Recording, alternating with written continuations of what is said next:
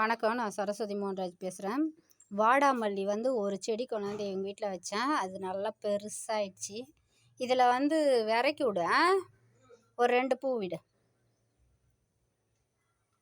இது கப்பல் மிளகா. நாங்கள் சமையல் பண்ணுற ஆடி மாதம் உளுத்தி விட்டோம். அது இவ்வளோ பெருசாக இருக்குது. கப்பல் மிளகாலே இது மேலே காய்க்குது. நான் இது வரைக்கும் பார்த்ததே இல்லைம்மா இது மாதிரி.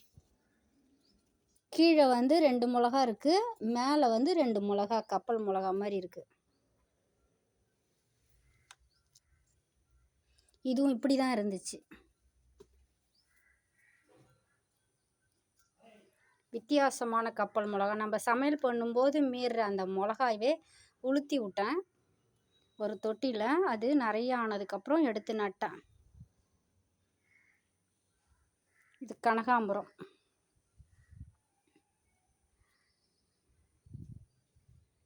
இது சாதா மிளகா.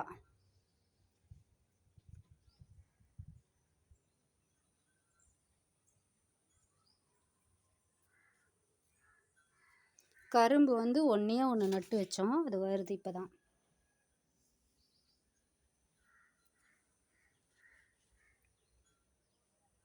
வெயில் அந்த கத்தாழை, அந்த கற்பூரவள்ளிலாம் எடுத்து